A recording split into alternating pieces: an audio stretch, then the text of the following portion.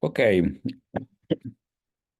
welcome everybody to this Plastic Cafe. It's a monthly meeting where we can meet people, ESRAG, Rotarian, or other people that want to take care of the environment, and especially about, and we talk about the plastic problem and how to use it in the right way. So we have a lot of new attendant. I think the first interesting things is that somebody can introduce itself, so we can start. So Zachary, you can start your presentation, and I ask to the other people if they can to open the camera, and so we can see each other in face, and we can start a brief discussion about plastics. So thank you, Zachary. The floor is yours. Oh, well, thank you so much, and I'm so happy you all are gathered here. I'm from Zachary Weaver from the Rotary Club of Newport Beach, California, or the Rotary Global Service Club.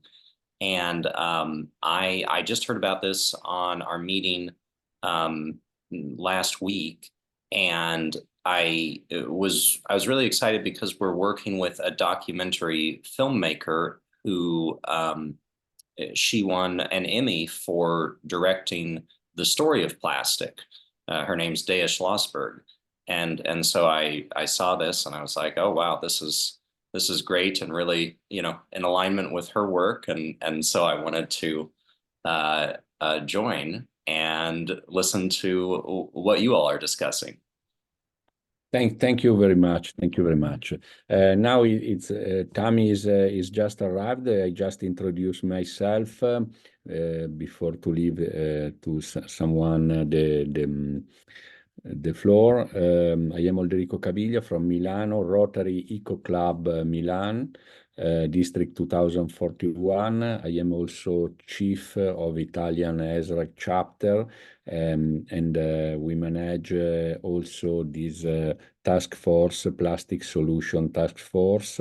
In the chat, I will publish the website of the plastic solution, ESRAG plastics task force, and also about ESRAG. If you don't know ESRAG, you can also join. The cost is $25 for a year, and it's an opportunity to take care of the environment and to talk about this kind of problem.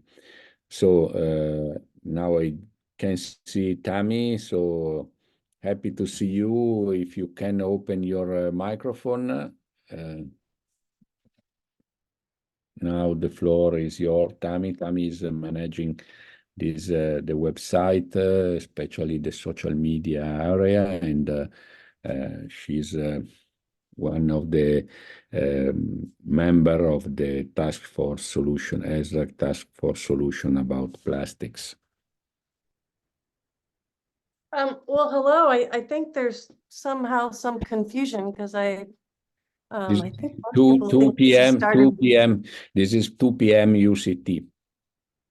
2:10 p.m. UCT. Yeah. I think a lot of people think this started at 7. So at 7 a.m. my time. So my apologies for that. Anyway, hello and good morning to you. I'm sorry I missed some introductions and still having my first sip of coffee here in California at 6 o'clock in the morning. So where are you all located? I'll just introduce myself as that I've worked with I'm the chair of Plastic Solutions Task Force, and yeah, we're trying to to build up and get much more involved in all this around the world, and yeah, to gather my thoughts here as I shockingly am joining it right here. So my apologies for that.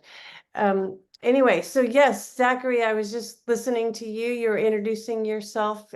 Can you just briefly state again what you were saying? Oh, well, I just want to say I heard about this from you last week on the SRAG meeting Ah, before our Rotary Global Service Club meeting. got And it. I was inspired that you're doing this. And one of the links I was thinking about and joining is that we're working with um, an Emmy Award winning director, Dea Schlossberg, who directed The Story of Plastic. And so when I heard you talking about plastics and saying a lot of things that were similar to what I have seen in her film, I thought it would be amazing to join and listen to what you all are discussing. Yeah, all of their stuff is, I find, so amazing. And I've definitely shared a lot of that in just to people in general, but on our Instagram as well. And so, yes, now because I remembered seeing you, and so that's great. Thank you for coming. There's quite a few new names here, so please, Devyani, I don't want to mispronounce that name. Wait, no, you just switched on my screen. Okay. There's Then Isaac, there is Isaac and Samantha that yeah. Well, Isaac, why don't you go? And Isaac is going to come back and speak for about 5 minutes on a project that we're working with in Uganda with him and developing. But Isaac, why don't you introduce yourself? Yes, hello everyone. Good morning, good evening. I'm Isaac Ashige, the co-founder and executive director of Umoja for Peace and Resilience. So I am a refugee in Uganda, and I'm happy to be here and meet you all. Looking forward to a good interaction. Thank you. Back to you, Tammy. Samantha, you're on. Hi, hello everyone. Hi. I'm Zimbabwean, but I work in Qatar. I'm in fashion and retail, and I've been in the retail industry for about 10 years now, and I want to make the switch. I want to align my work and my life with my values, and plastic has to go. It's one of my very strong values. So just trying to learn more, see how I can connect, how I can help. And I think also it's important to know that we can make a difference and still earn a living. So yeah. That's great. We the other project that we're working on right now is and I hope Ahmed is able to join us from Bangladesh, but the fashion industry is such a big part of the plastic problem that we face. And and it's also interwoven into poverty and women's issues. And in talking with Ahmed, it came to me that, most people in these industries, girls, start when they're 13, 14, 15 years old working in these industries. And somewhere around the age of 35, they get forced out for the cheaper, younger labor. And so you have this huge workforce that's highly skilled, but they're not even able to work anymore. So there's so much work to be done around how do we deal with textile waste? Just not, well, let's clean it up. It's like, well, you can do that, but it's just going to go right back in there. And then how can we help these women who have been forced out of that situation in making stuff? So in other words, why is it going into waste when it could be going into reuse? And that's what we're working on. So welcome. Thank you. It's good luck in that journey. So maybe you can throw that, some of what we're doing here into that journey would be obviously wonderful. Joseph. Hi, yes. How are you doing? We're doing good. Waking up with coffee. Well, I guess just to give the kind of quick background on myself, I am out of Denver, Colorado, here in the US. My company is Eco Marketplace, and I help to manufacture and distribute compostables for the restaurant industry, so replacing plastics. So, but the difference with what we're doing, or specifically the manufacturers that I'm working with, that I'm an early investor with, they're doing everything predominantly based out of hemp. So it's a little bit better as far as the costs, your heat resistance in comparison to some of your other products, such as your sugar cane, your corn, your agave. And then we are also focused on the waste to energy side of things as well, and working on a proposal to kind of get that aspect of our business that we're trying to move forward as well, with doing things like pyrolysis and waste to energy, with a lot of our outputs, being biodiesel, biochar, carbon black, things of that nature. So that's just a kind of quick gist of some of the things we're working on, but that's kind of my background on me. So Cool. I'd like to circle back to you and talk more about that, because that's a huge part of some of the things that we face with recycling plastic waste is what to do with it. So hang on to that thought, and maybe you can throw something in for all of us about that. Paula, P-A-L-L-A, I hope I'm saying that right. Double L in Spanish is a Y, so not sure what that is, but introduce yourself, that'd be great.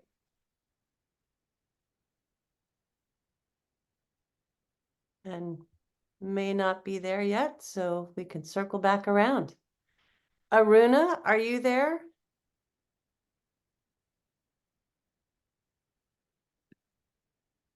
Maybe not. Did I hear something? No, Paula is asking the purpose of this meeting in the chat, and Say that again. I didn't hear you, but Natalie, are you on? not yet. Okay. Oh, Natalie. there's Aruna. Hello, everybody. Good morning and good evening, good afternoon, good day. So I am Aruna. I am Aruna Varsani, based in Kenya, in Nairobi. I run two organizations. One is a company called Wins Plastic. We recycle plastic and manufacture item out of waste plastic, which we collected from the industries and from the landfill, or maybe from the dump site. And that's one of my specialty. The second, I run a charity organization called Together for Better Foundation. It's a charity organization. We upcycle the garment waste, which is in a specific component of cotton. I upcycle it and make into the sanitary towels. And we all know across in Africa or in world also, certain areas we have poverty when we talk about menstrual health and hygienic product. So I upcycle the cottage industry waste, and then I make sanitary towels. I distribute across the Kenya, and especially I go to the border of Kenya where the need is extreme. Once I hand out to the sanitary towels to the girls who can manage to go back to school regular, and early marriage, teen pregnancy, HIV infection, all this, I keep them safe away from it. And it lasts them for 2 years. Once we give them sanitary towels, which is made out of waste material, we give another life for 2 years. So that's two organizations I run. And this is my 10th year when we talk about Together for Better Foundation, and I've empowered 45,000 girls across Kenya. We also upcycle the other waste. I don't know if we call it a waste, but I do see it as a waste is the books, library books, which stays idle in all the shelves and using it for nothing and then just stays there. So I resource those books to myself and I establish literacy promotion across upcountry and in settlement area in Kenya. So I also call that project Upcycled, where we promote library project and keep children interested in education sector and keep them off from child labor, drugs, and all other mischiefs. And we do have about 75 library up and running. 500,000 children are benefiting from that upcycle project also across Kenya. So I strongly believe in circularity and sustainability in both my project. Thank you. Wow. I don't even know where to start on that one. I think you all might agree. Can I just do a little bow down here right off the bat? I have to say that, you know, I attend so many meetings and I sit there and I look at these people who have done so much like you have, and it's just pillars of our earth, pillars of our humanness. And thank you. I have a lot of questions there too, because circling back to Bangladesh, and what I was just talking about, that issue with textiles is just huge. And so I want to learn more about that. This is inspiring. We in Kenya do receive waste in textile, and we call it Mutunga market. You can write down that word, is a Swahili word, where we try to resell the material. There's a Mutunga market, like you can get even a t-shirt for 50 shilling, or which is hardly $2 or $1 item, which is reuse. And even there, we do generate a lot of waste because not everything is sold out, what you buy. And it comes from the first world country, all this waste. It comes to Kenya. Yeah, you can thank us for that. Yeah. Sorry. It's like, it comes from us. I'm fully aware how responsible we are in the first world country for all this stuff, but there's a lot of people here who are looking at that going, this is not right. But most people have absolutely no clue how our first world consumerism affects the rest of the world. And that's part of what we're trying to do, is that education. But I interrupted you, so please continue. Sorry. Yeah, so that's what I buy sometimes those t-shirts from those areas. You know, the old cotton t-shirts are very absorbent to make sanitary towels. And my promotion towards that is I want to make something chemical free for the health of our girls or women in general. Go plastic free, because the single-use pad is causing a lot of challenges to decompose, where these pads only takes 2 months to 3 months to decompose, where the single-use pad, a single piece, takes 800 years to decompose. So my heart is very connected with one after another project. I see it as a repetition, and if I don't change, then somebody else will not start also. So if I want to bring the change, it has to start from me, and that's what I believe in. My background is I am a Forex dealer. I used to deal with money, I dropped. I am educationalist. I'm a Montessori teacher. For 10 years, I provided my service in my own school, but now I dropped everything and I'm focusing on these 2 projects for now. Yeah, well, we'll just put you in a little machine and duplicate you all over the world. That's what we're here for. And that will be dream come true. People like you inspire other people. And before I even continue, I want to say, you know, a lot of people join this because they already are involved like you are. And there are people who are also looking for projects to leap into, to help out. And I know when I first started, it's overwhelming. So where do I start? It took me a good 9 months to wrap my head around plastics in the first place. And I think every time I've done that, it just continues to explode out a little bit to another layer. But yeah, so if anybody on here, this calls are looking for to help out in your area, this is why we're here, is to see how we can replicate some of the things we're hearing about in other countries. I'm already hearing several things that I want to replicate or at least learn more about today so far. So let's continue around this group here and see who else is doing other things. So Devyani, am I saying that name correctly? Hi. Hi, it's me, Devyani Gautam, student of class 10 from Nepal. It's both an honor for me to listen your words. Thank you. Where are you from again? I'm from Nepal. Nepal. Namaste. I was there like 40 years ago and trekked all around there for a month, and it changed my life. So it's wonderful. Me too. It's a beautiful place to be. Oh yeah, yeah. Now we just have to clean up Mount Everest.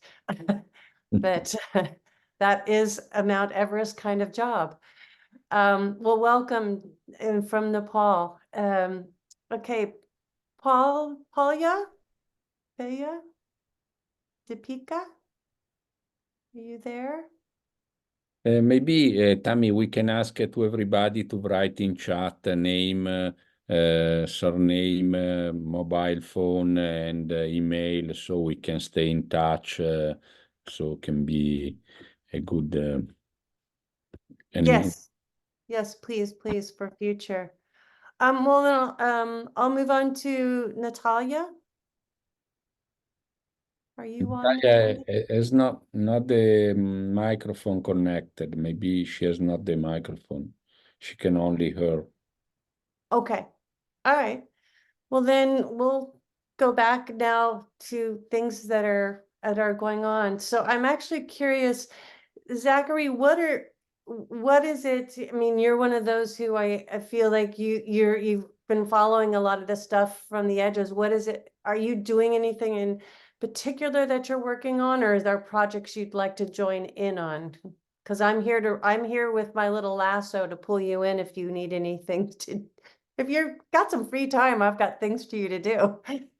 Oh, wonderful. Well, one of the things we're working on with Dea Schlossberg, who directed the story of Plastic, she's now making a docuseries called Bootstraps, and it's a nonpartisan, depolarizing look at a 2.5-year basic income experiment, where she followed the participants of this basic income experiment for 2.5 years, and is going to have I think a 10-episode docuseries about it. And they're so that's currently in post-production, and then alongside that, there's going to be a money sharing solidarity platform called Commingle, which can scale to be the largest basic income pilot that's ever been done. And her angle on this is that, as you talked about earlier, Tammy, there's so much the illusion of the recycling industry is built on poverty. And so she's presenting at an EarthX conference next week, and she's going to be talking about how climate breakdown is supercharged by economic insecurity. Could I actually, would you mind putting her information in the chat for me? My business partner is actually going to be speaking at EarthX as well, so I feel like that might be a good connection potentially. So, Is that you, Joseph? Is that? Yep, that's me. Okay. Sorry, I don't have my camera. I'm still in the process of doing 2 things at once, unfortunately. No worries. Now I wish I was going to EarthX. I talked at EarthX last year, and yeah, I just couldn't get there this year. my first grandchild coming in a couple weeks, and I wasn't willing to risk it, so I want to be here. Good plan. Okay, so that's, yeah, I think the hardest thing for me is that this information about the health and how all this recycling stuff and the plastic breakdown, and it's the chemicals that are so deadly to people, the insidious kind of impact it has on people. And, you know, Arun, it is interesting when you talk about these sanitary napkins for girls, and of course, now that I'm having a new grandchild, I'm all over the fact that you know, these clothes and these carpets that these babies are hanging on, wearing and sitting on and playing. It's like moms need to know to minimize exposure of this stuff to this stuff, because that's how you do it. You just got to knock it down a little bit from every angle. But getting this information out to people on an everyday people have no idea. So the more we can get films that address and get more notoriety to let people know, the better. And I know there's several of us who are trying to get together and do presentations, but you know, presentations, you got to hit people from all different angles on a regular basis to get them to acknowledge change needs to come. Okay, so thank you, Zachary. Let me know down the line if we can help in any way to spread the worry about the story of stuff that gets posted on Instagram or you know, on social media, or however we can all do to get the word out. That I'm happy to help. Okay, that's wonderful, and I'm sure maybe we can find ways that all these projects align more and more. Yeah. That's what this is all about, is connecting. Well, maybe we'll go, since we're going to stick here with just things that people are doing. Joseph, I'm curious. I've been talking with a couple organizations about taking waste plastic and recycling it. And one of the things that comes up is this pyrolysis. And then there's a lot of pushback about how it doesn't burn clean, and it doesn't, you know, it's all dependent upon, and I'm definitely not the expert in that background. That's definitely my business partner's expertise. His business is Ace Corp, which is acquisition of carbon emissions, and then he's also a part owner of Drone Farmers. So he's kind of very versed in the space.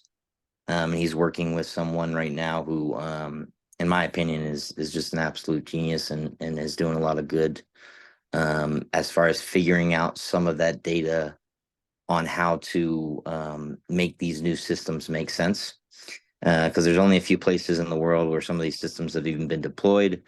And from how he explained it to me, it's pretty much like baking a cake, and the inputs that you are putting into your machinery, dependent upon how you cut the pieces up, and dependent upon the temperatures that you're baking it, in a sense, will give you your output controls, or what you'll get on the back end as far as the efficiency of those systems.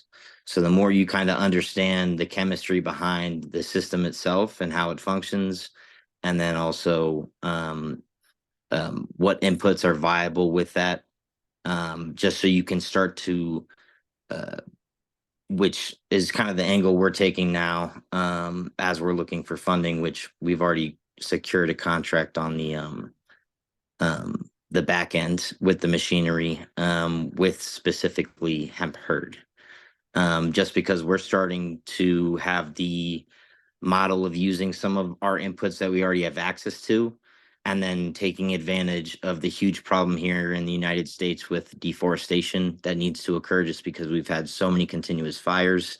And one of the biggest things that needs to happen is taking a lot of that old dead brush out, just so we don't continue to have a lot of those problems. And the combined inputs of those two fields would allow us to run the equipment long enough and efficiently enough to actually get to a place of profitability and revenue, in a sense, which, especially with this new tech, that's been one of the biggest problems is getting the data to prove for investors, just because when you're dealing with new technology, first of its kind, and you're trying to do something and remethodize, it's hard to do the proof of concept without the actual machinery. So we had to wait till another company actually was successful with it to be able to get that data to be able to do that proposal. But that's kind of just a basic overview of the system and the process. Just because, like I said, that's definitely not my background or expertise. I'm more of your marketing, sales, management, and network guy. So I love kind of connecting with meetings and individuals like yourselves, just because I personally am, I have my own projects, but I always love to connect, different individuals that are working on other projects.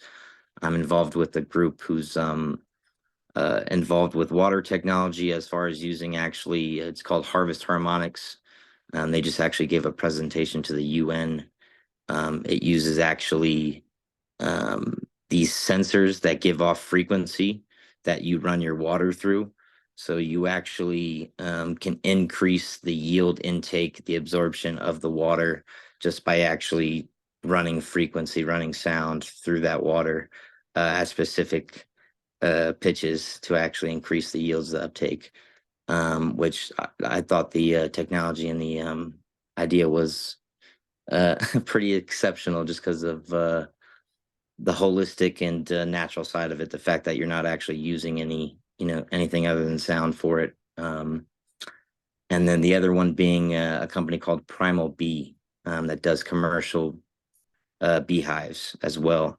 So they do, it's a new type of system that's just more sustainable for keeping more of the honey, making sure that there's less degradation of life, less temperature transfer within the hive.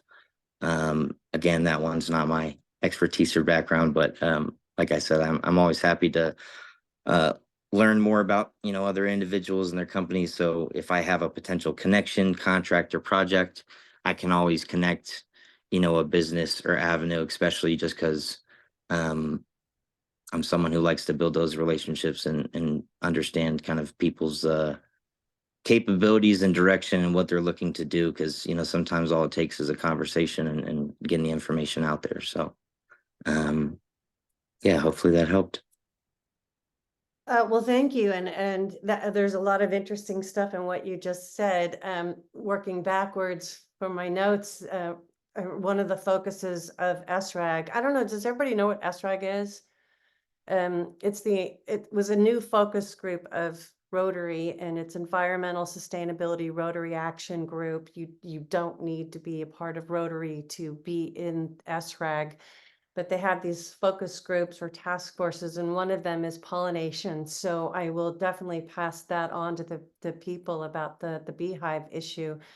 I have all of my decks I can send over to you as well for all the different stuff. So everything will kind of be laid out, and we'll go a little bit more into detail. And then if there's anything I mentioned for anyone else that, you're interested in learning more, happy to send it over. So it's great.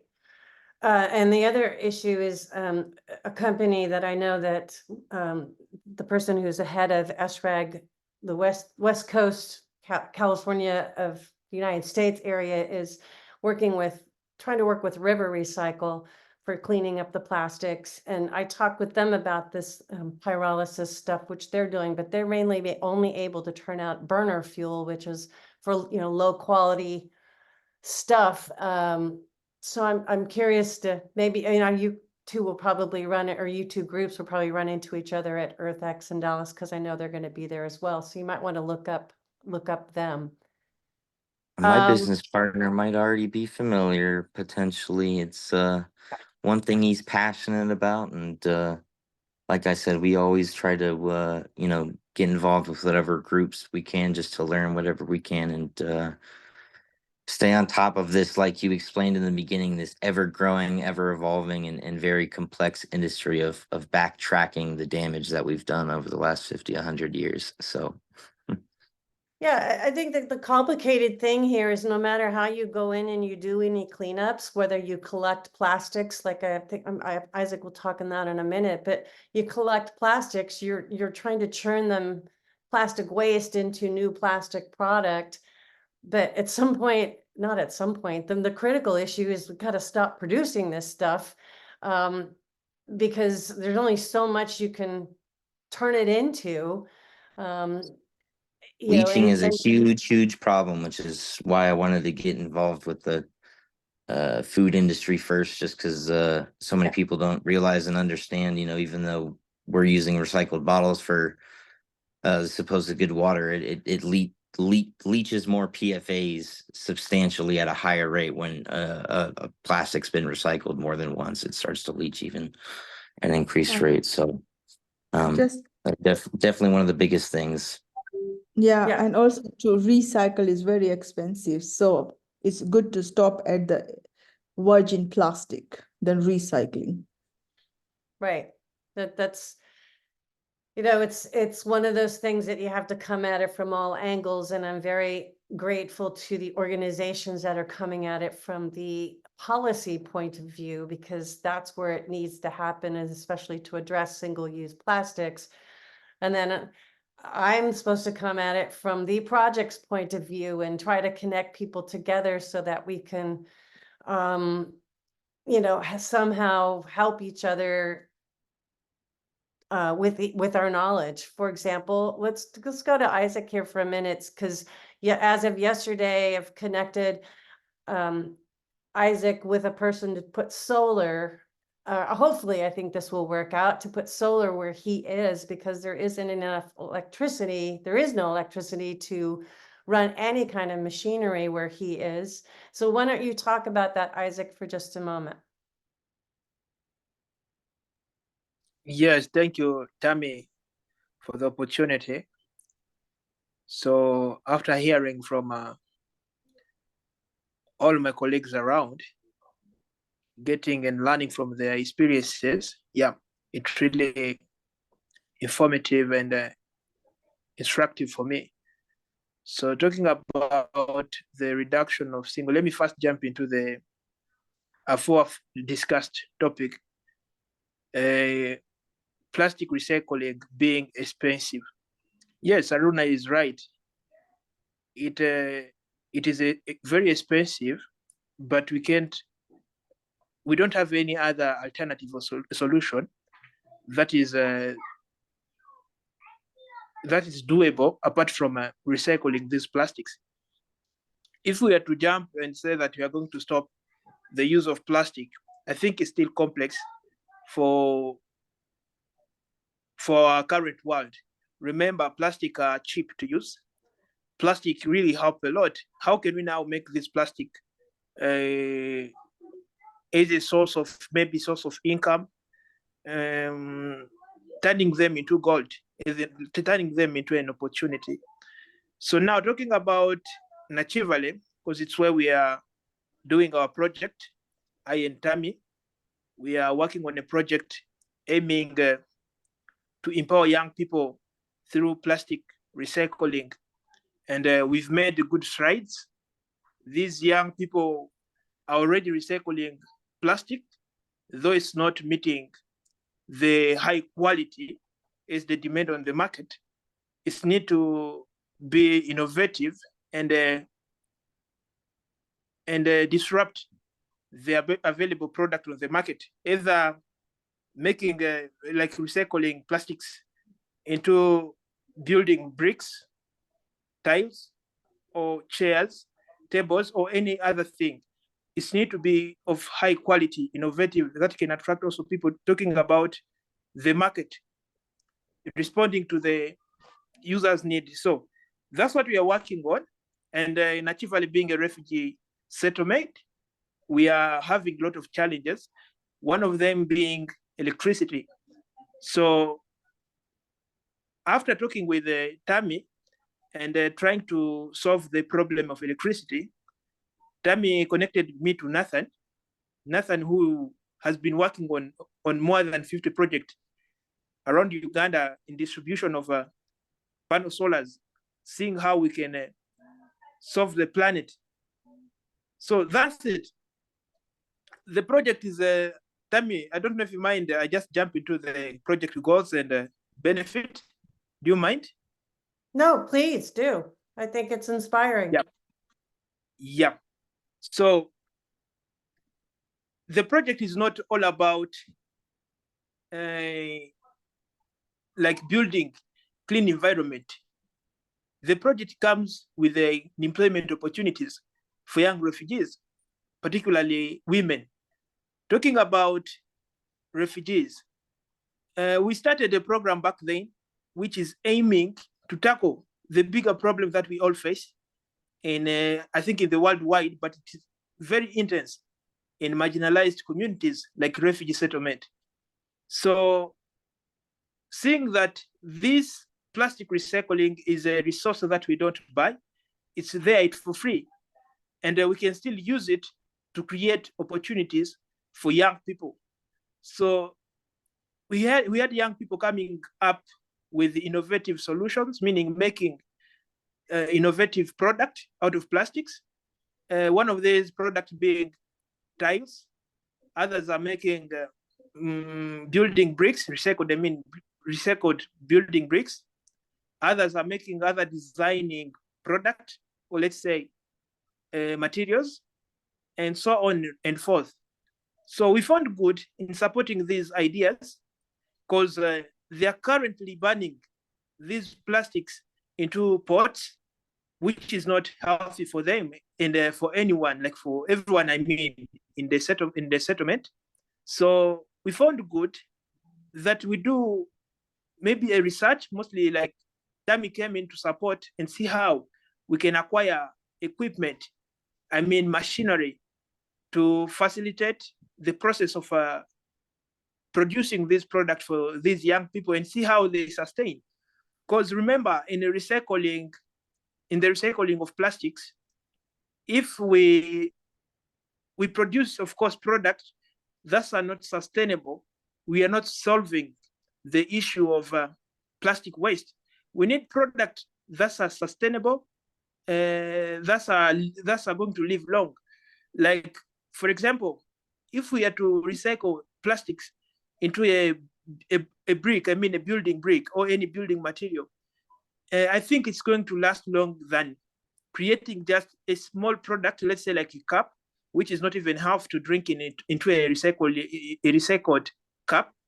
But I'm taking it, for example, or a necklace, which is not going to last for long. But using this, hello, can you still hear me? Yes. Yeah, but using these recycled like building bricks, I think they can last even for more than 100 years on a building. Or using a recycled tile, it can last even for 100 years on a building. And some of these products, we make them by mixing plastics and soil. So while mixing plastic and soil, we can recycle them again, and they are like on top. So that's it. Thank you, Tammy. Back to you. I don't know if you have any question. Please feel free to address it. Yeah, I think with the thing that's hard to tackle, and it's that conundrum between you don't want to use the plastic, because you don't want, if it goes into an environment or somebody's home as a sheet of plastic for a wall, and then it's sitting in a hot, country, what are the emissions rates of that plastic? And as I was speaking with a person from River Recycle, it's like, have you done an emissions of this? Because I personally don't want to be responsible for putting this stuff in a small schoolhouse or a small library, and because it looks good and it'll make it nice and clean looking. But when it gets hot a hot environment, what is it emitting? I don't want to be giving this to children. So if I could actually comment on that, just because I know a little bit about it. So there's actually a company already making the plastic bricks. It's called EcoBrick. You can actually send in, some of your stuff. There's a few other companies I know of doing similar. But with turning them into bricks or infrastructure with plastic is one of the greatest uses, because it actually holds the carbon, because you have, for the carbon capture for emissions, you have your above ground and below ground. carbon that can be captured or used, but for the most part, that would be considered above. And because it's in a brick, it's not going to break down again or go through another process where you're going to have more emissions or more impact, because the product that you're creating is going to, like he said, be around for 100 years. So it's definitely a viable option with the plastic, and I think you're headed on the right track with your thinking with finding products and stuff that last a little bit longer. Now the tires for the building, that's not the the best for living, just because particulates with different heat conditions can actually cause the rubber waste to leach and leak, which is not good for health and or breathing in. But the plastic bricks thing is an option. So that's all I have on that. Aruna? Just additional to this, we do make a sustainable house out of waste plastic. And we take this plastic through certain temperature. So it's weatherproof and it's also chemical, like it will not react that chemical very quickly. And we have seen is a sustainable house and is also like 10,000 studio house, $10,000.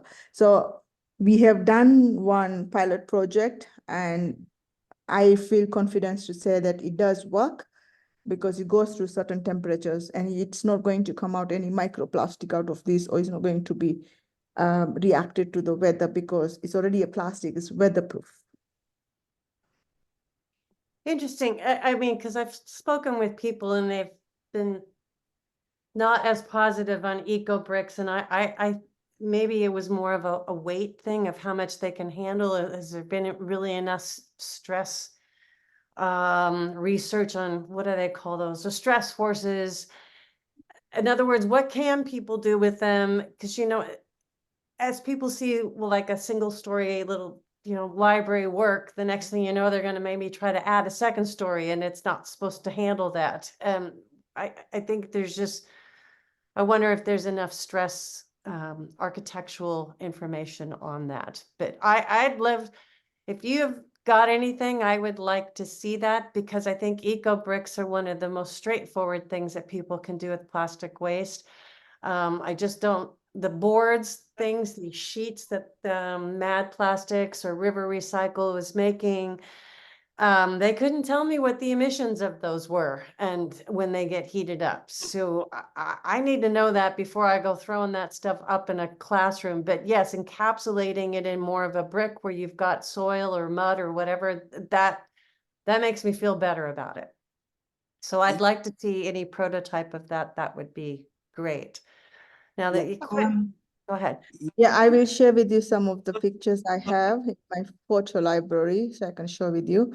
Allow me to put my WhatsApp number in chat so I can share with you. I don't know if we are going to create a group, but please just send me hello so I can share with you what we have exactly.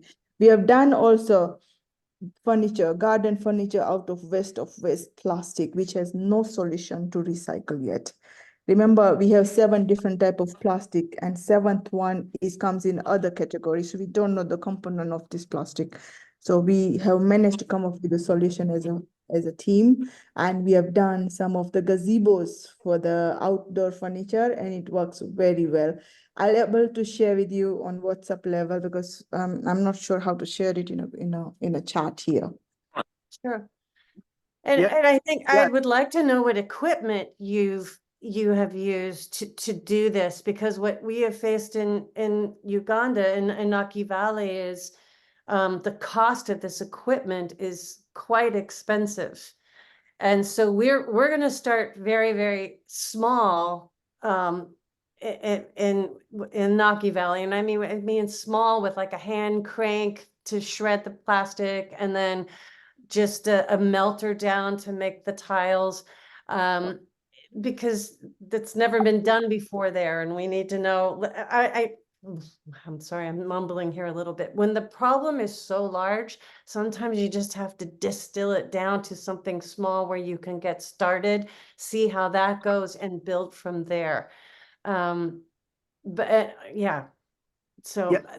that's where we are in Naki Valley. But I'd love to know the equipment you're using, because also it's located there, whereas a lot of the equipment that I'm hearing about, like Mad Plastics, is actually out of the Midwest in the United States.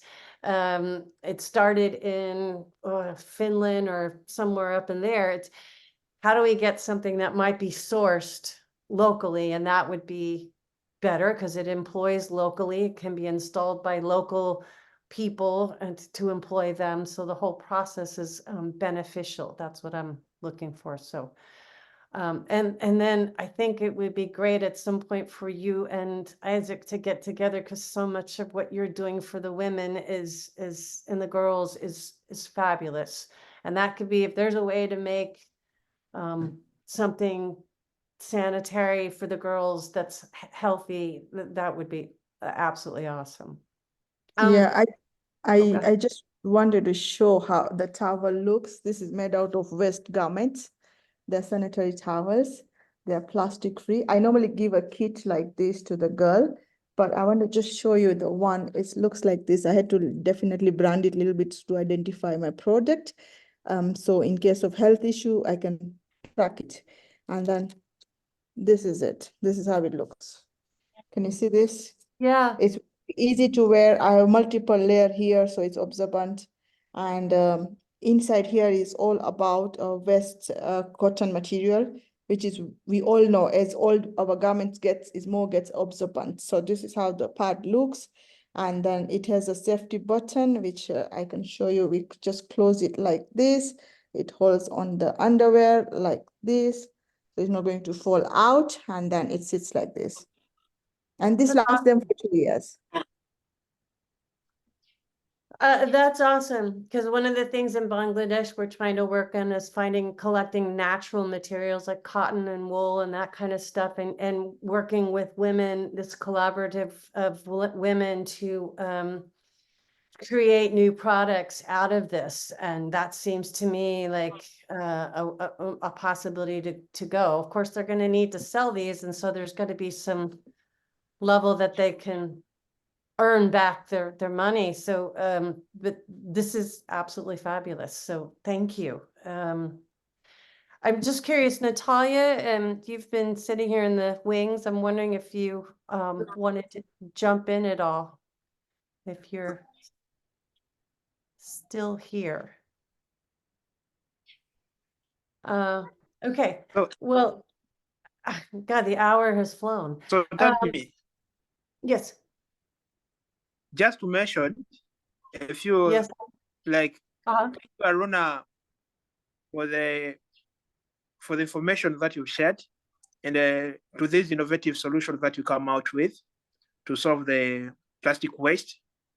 And yeah, I will be really impressed to connect with you and to keep in touch so that I can learn more, mostly concerning the material, like the equipment, the machines that you use. I had Tami asking about it.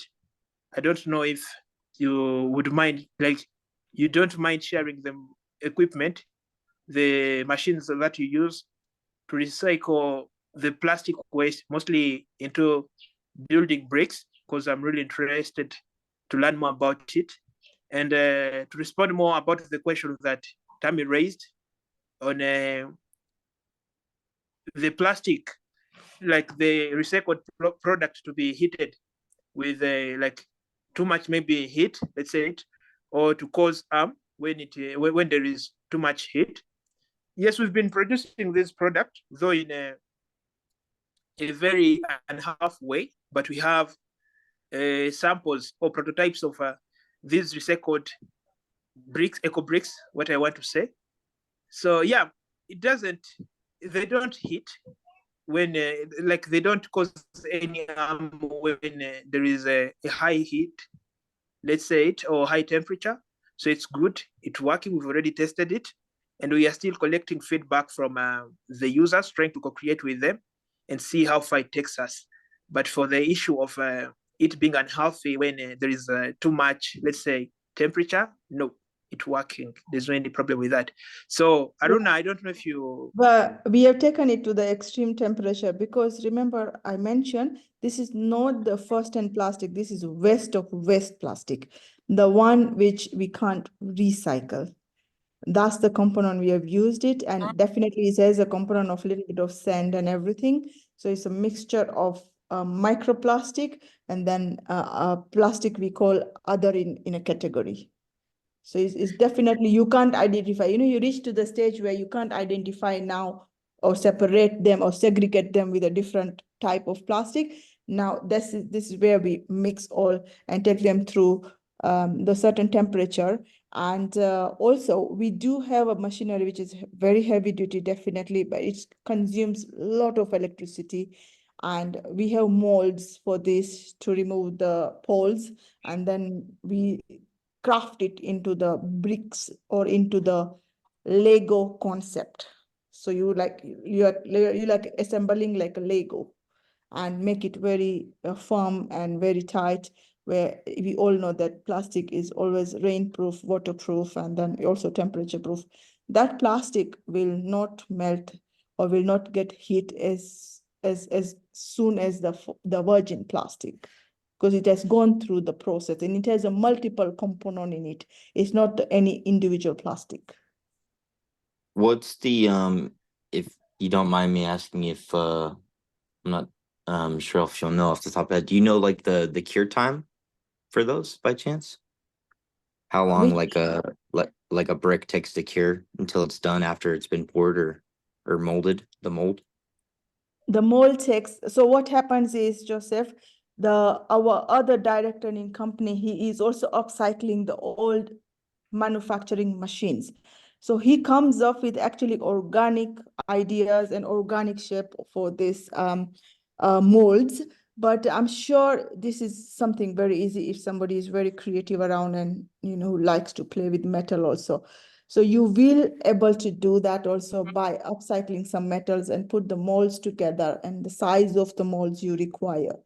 And it's manageable, but this is specifically done by our partners who is also very keen on upcycling machines also. So we do have those upcycled machines which are on sale also, but that's there in Nairobi. Okay.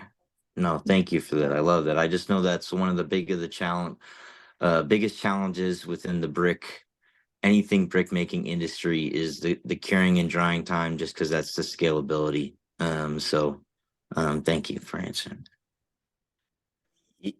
Yeah, so thank you, Aruna, for the information. I think I need to connect with you and learn more from what you are doing and how, if there is any possibility to acquire the machinery, because I remember back in 2019, we had a very similar project. We decided to make a machine here. We got fund from the ILO, but the machines didn't work the way we intended. So they were not like meeting our expectations. So I will try to connect and learn more about the machines. How do they work? How can we acquire one if it's possible? Yeah, thank you, Aruna. Thank you for the information and for sharing your experience. Thank you. Yeah, no problem. That's why to all the team here who is listening to me, I said earlier that recycling is very expensive. Our 30% cost is direct electricity. 30% cost of my manufacturing is electricity. So you can see how high the cost is, and that's what makes the whole process expensive, because in Kenya, we don't have a segregation system at the source. So you have to go with the multiple process to segregate this waste to make sure it's done properly. Otherwise, your end product can get messed up also, and that will be another loss to the company. So it's a whole practice. The full practice of recycling is very expensive, especially in Kenya. Yeah, I think that can be also in Uganda. It's not yet common, but let's see how we introduce the market and find out. But I think, yeah, it's need a lot. It's need an elbow grease, hard work, and see how we win the market and win even customers. Yeah. Has anyone had any experience with textile waste? And most of this, so there's two different kinds of waste. There's the waste that we think we can just grab before they throw it in the river. And then there's the waste that, so there's the clean waste. I need to separate those terms. They all call it So, waste. It's not, it's Let just. me, let me put some words in your mouth, Tammy. There is a waste which is industrial waste, which is cutouts. You know, it's a very fresh textile waste, and it's just a cutout. When they do the mass production, there are corners which are cut out, and it goes in the waste also. Kenya actually have a local, I will say Kenyan, they make pillows, mattresses out of this waste. And Yeah. that's industrial waste. And there's other waste is the human waste, which comes direct from individual like us, you know, like a fast growing fashion. So there are two types of waste here. So I have seen somebody in Kenya, it's called African Textile. They convert this certain type of waste into the floor carpet, handbags, soft toys, and you can check them out also. They call themselves Africa Textile. Yeah, I've actually looked at them, and thank you for bringing that up and reminding me about them, because now that in Bangladesh, we've talked about everything, and some of these things start to fall out of my brain. But yes, I looked at them. Again, I'm curious, what is the machinery that you need to take this waste and bring it back to fibers so that they can then build something new out of it? That's the missing link for me right now, is what is that piece of equipment? So you need to, you know how the organic cotton weaving we do, the one shred, I don't know what you call the process. You shred it down further in a micro threads, and then you weave it again and then build a carpet or something like that. So you can check them out. They do, I think, have the options on their website. And I don't know what it's called, weaving, I think. It's called a weaving process. So you shred the material, make it into the thread again, and now you structure the whole carpet, like you weave it whole thing again. Again, it's a very expensive process. I think anything to come to recycling or upcycling, first is that it's very difficult to introduce to the human that is upcycle. The moment you say upcycle, the value drops in their mindset. Unless they are environmentalists who really wants to buy out the story which you are trying to sell behind the product. Like if I tell someone this is recycled material, I had to pack that material inside. The outside one is still organic cotton. This is actually a cotton which is new cotton. But inside here, which is not visible, you see, this is inside part is not visible. It's both sides. I've used new cotton. But inside part is actually an upcycled material. So you have to pack it also such a way that people like to see it also. Like you see, in this chart we are talking, we are all like-minded people. We understand what we are talking, but we are only 5 or 6 here talking, where the whole world is talking opposite us, or maybe almost different than what we are talking. They prefer having first-hand everything. They talk about the quality, the hygienic, the danger, everything. But where we talk about direct is to look into the environment also and how we can restore it, because everything goes into the circle. If we fix one, then we can only fix the other elements around. Yeah, and I have a note into what's called here in the United States a place called Trashy, which is it's an interesting name, but they are taking, is anyone here familiar with the brand Marine Layer? It's very popular here in California. I love their clothing. And they take all clothing back into their store. They send it to Trashy, who turns it into very nice products. And you've got some top brands now all working through Trashy.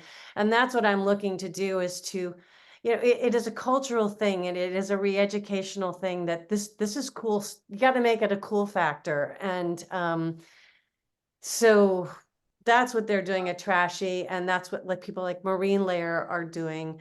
And I will look at African tiles, but I think the organic materials are easiest to deal with, but it is like, how can we clean up the rivers, and is there anything to do with this dirty textiles, and I'm not sure there is, except we have to go out and bury it and make sure it's done responsible. So I mean, what people don't realize is that all this plastic that gets recaptured out of rivers and then be textiles, it gets buried in landfill somewhere. And then what happens is the monsoons come, and if it's not done exactly right, it all still washes into the ocean. Yeah, but just to add you a quick one, I did one time, or anyway, a couple of times, the river cleaning here in some of the slum area. That actually the textile waste is more deeper into landfill also. So the time I was trying to remove some of the material, it was breaking because it's contaminated with a multiple layer of other waste. It's almost impossible to remove it. The glad part is that at least it's still a cotton. It will get decomposed at some point. You see, by all these components coming in, the human waste, the food waste, everything is running in that same river. So the water is also becoming like a acidic. So it breaks the textile waste, which is inside the river. But when you get textile together with the plastic waste, now this one, to pull it out from the landfill and where the water is running, is almost impossible. You need something very big practice to do this, a very big plan to bring out this waste. Right. I was actually, the natural products are yes, they will break down, and they're wonderful if we can get them as not waste. They're just the extras. I want to call them, label them a little bit or more organic because they are not soiled. The bigger problem is the chemical textiles, the ones that are synthetic. And that's the one that it's going to ruin, you know, the soils in everywhere, in the landfill and in the rivers, especially, because that's the stuff that doesn't break down. It just breaks down into petroleum-based microfibers. So that's the stuff I would love to capture and find something that we could do with it, because it's going to be dirty, it's going to be petroleum-based. How can we encapsulate or dry that stuff and then find a way to reuse it? That's a missing piece for me that I'd love to be able to solve. Natalia, she asked to speak. Oh, there you are. Sorry. Go ahead, Natalia. She raised hand. Natalia, are you there? Yeah, her hand is up. Yeah. Yes. Anyway, Rebecca and Maisa have just arrived. Maybe they can introduce themselves. Rebecca, why don't you introduce yourself? Hi, welcome. Hi, I was sent this to come to. I'm quite sure what it is, but I'm here. I'm a artist who works with marine debris, and I'm from Massachusetts, the South Coast, in USA. I don't know where we are, but I'm excited. I'm excited to hear all the information so far. I could tell that I'm in the right place. Well, the marine art is very popular, and trying to make that point. And so to the two who just joined, there's been some of us who are on the call this morning at 6. So we've covered a lot of 6 o'clock California time, so 9 o'clock your time on the East Coast.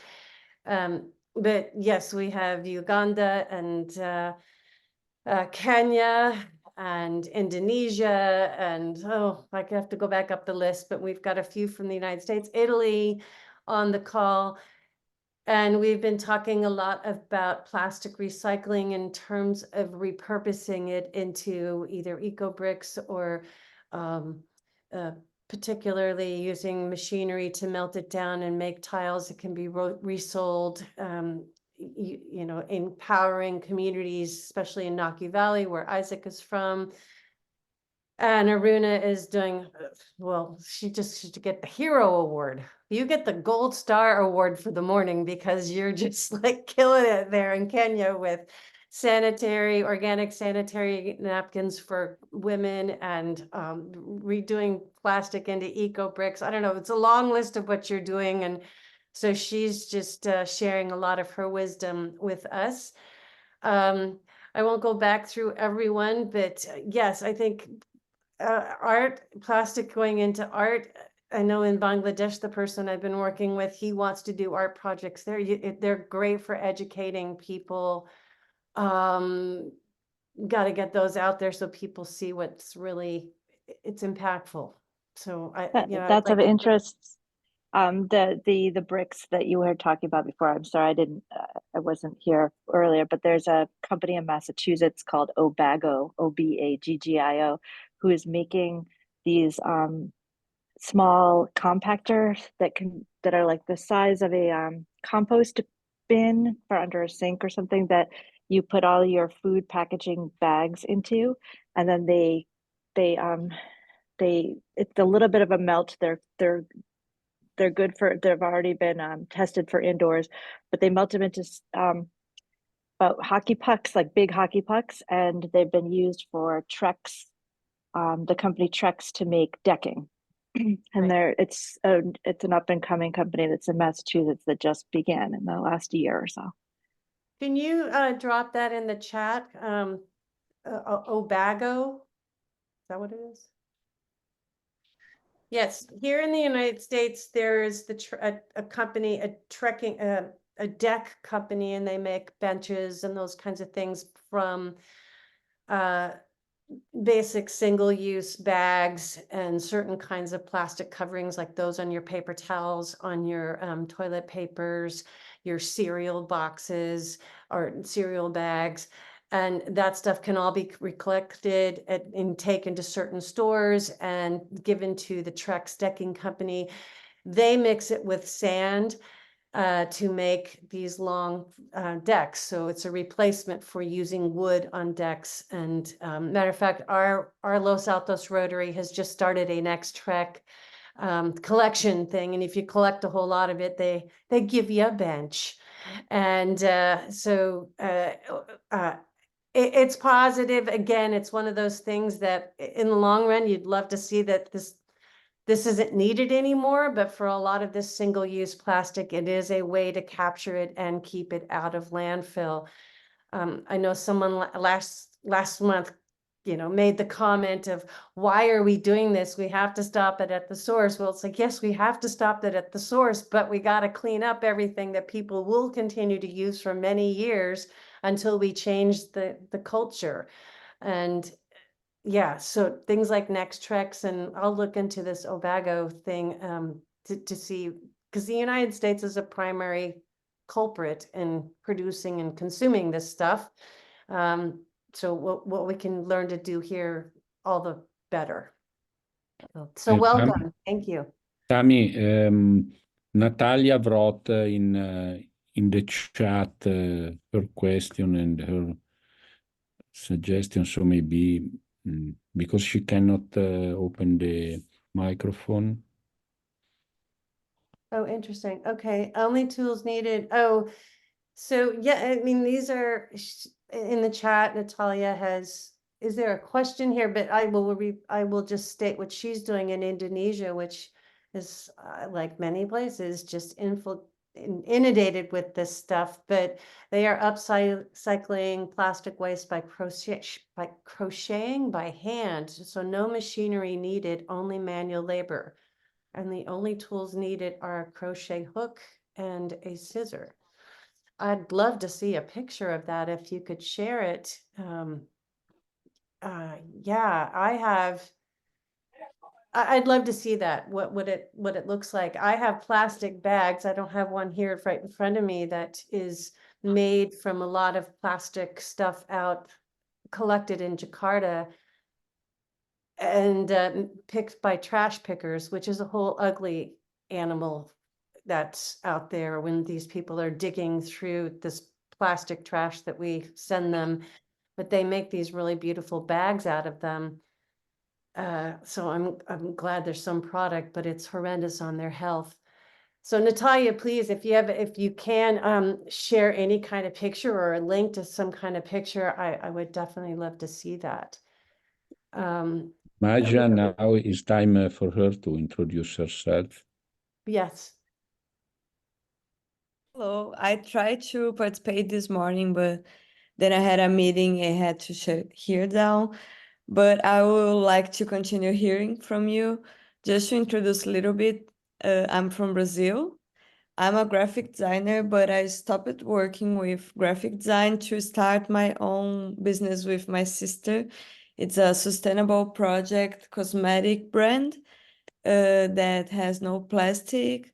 We try to innovate also on the packaging. So we brought aluminum can as a refill for liquid cosmetics. So you don't need to use the sachets, the plastic sachets that are not even recyclable. And here in Brazil, we have like 100% recycling rate for aluminum cans. Like there's also this recycling market for this material. So it's a solution that I think it has it will work very well here, since we already have this collection of points that I'm sorry, my English, it's not so good. So it's hard to explain that in English, but I will try to. And I will also send my brand here so you can see. But I don't know what point of the conversation you were, but like sustainability, it's always something that I think all the time, and trying to find these new solutions, because it's the same aluminum can that we use for drinks, and we ask why not put cosmetics there? And since then we have been doing a lot of research, and it's working very well. And we now are in a point of trying to bring it in a larger scale. So putting this in hotels and eliminating those one-use plastics, small plastics, that it's kind of the worst. Like the next step, I think it's going to be, it's to like really avoid these plastics and make laws not to have them. Like here, things are going a little slower, but we are also a lot in contact with nature. So we see the plastic pollution like a lot. And no. Well, that's great. I think that it's innovative what you're doing. It's creative. You know, I am trying to buy, I know like sunscreens and things like that out of an aluminum can.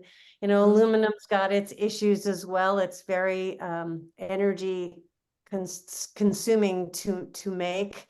Recyclable, if you can use recycled aluminum, it's less impactful on the environment. And so I always tell people, look for recycled aluminum.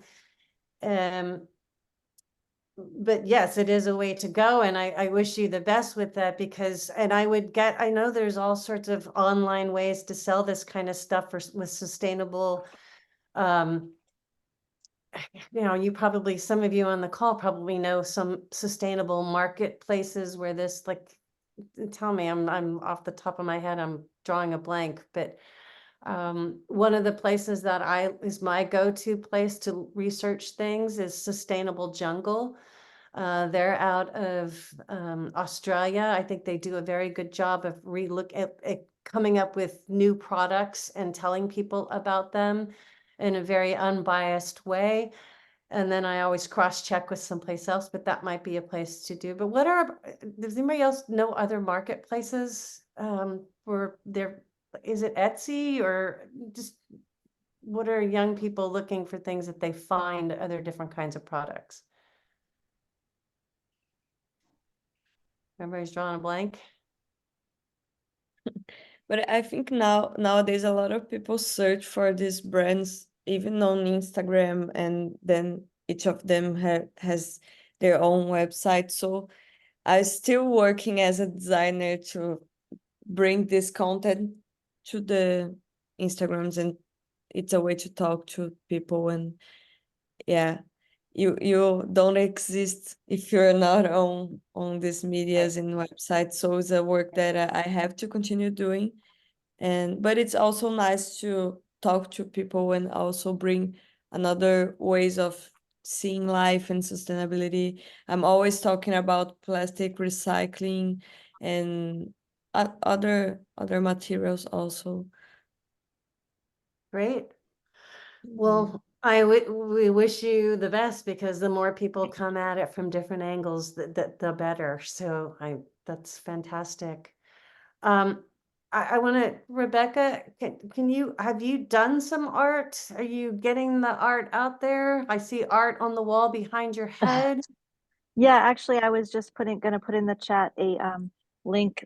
I just last Thursday completed a 200-foot long performative sculpture created with 30,000 mini alcohol bottles, along with the local university, the state university students, sustainability and sculpture students, that we marched through the streets of New Bedford, Massachusetts last Thursday, in support of the break free from plastic and the extended bottle ban.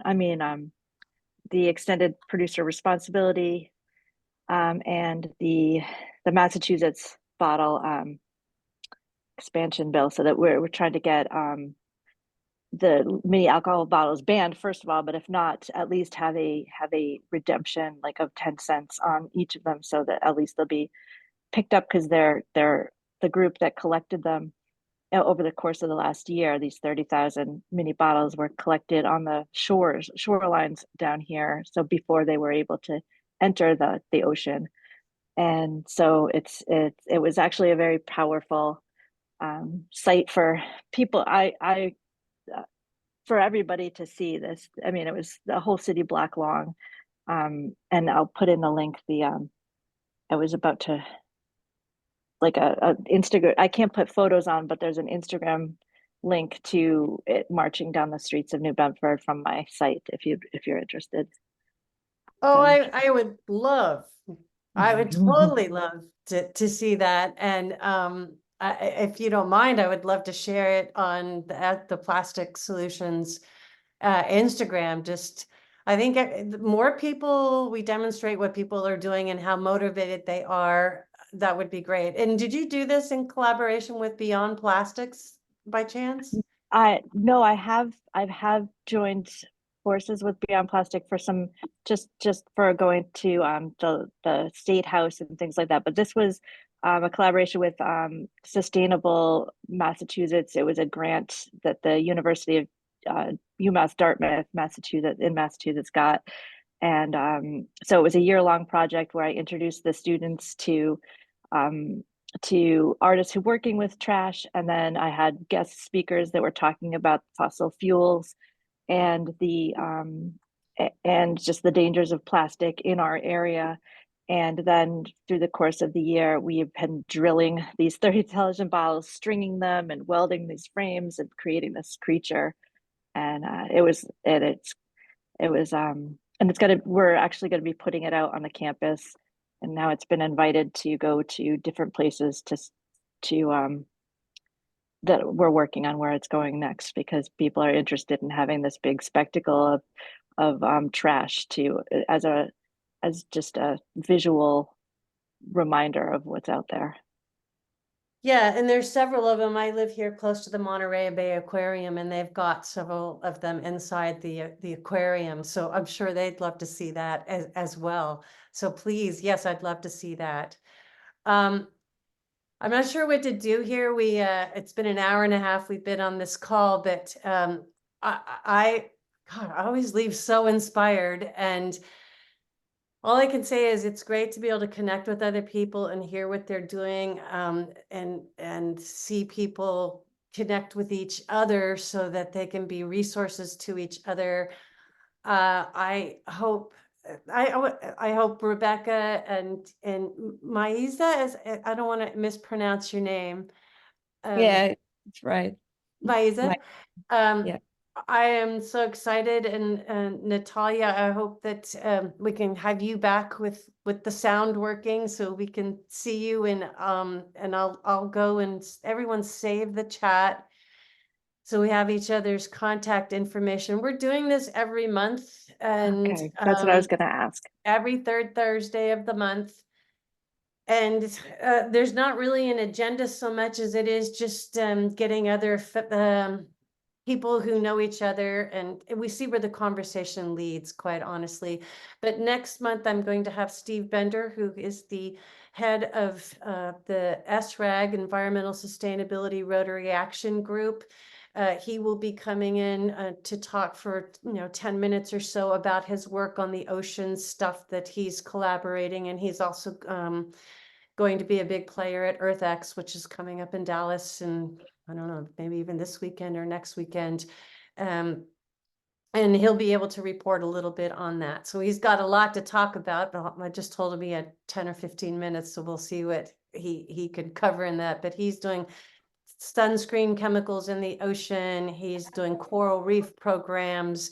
And all this intertwines with plastics, because we need to help our oceans in any way we can. So Steve's going to talk for about 10 or 15 minutes, and then we'll have this kind of conversation as well. So thank you, everyone, for joining in. I'm glad Rebecca and Maiza, you were able to join us at the last minute and to get to know you. So I appreciate that. Thank you. Anyway, And where do you get the link for this in the future? Somebody sent me There this is a over website. Instagram.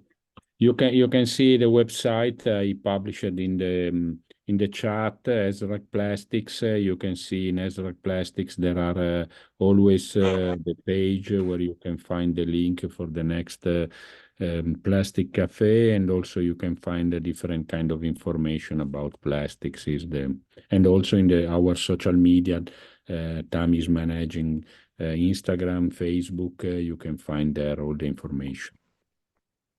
and I am curious, Rebecca, Maiza, and Natalia, maybe you can post in the chat, but how did you hear about it? Someone sent it to you, but I'm wondering how you came here. So the person who Less Plastic is Fantastic sent me a Instagram message and with the registration. Yeah, I saw on the Use Less Plastic Instagram the link. I've been working Yeah. a lot with the guy who runs that. So in Bangladesh, yeah, he's amazing. They have 240,000 followers. It's just what he's doing is amazing. But it seemed to me we were almost talking every day, but he's doing great work. So that's terrific. All right. Hour and a half, I think we're going to call it, but thank you all. And I hope you come back, and thank you, Zachary and Isaac. We'll be talking soon. Yeah, sure. Ciao. All right, Alderica, thank everyone. you, and we'll talk Thank you, soon. Tammy. Have a great Thank you. day, everyone. Thank You you all. too. Ciao. Ciao. Ciao.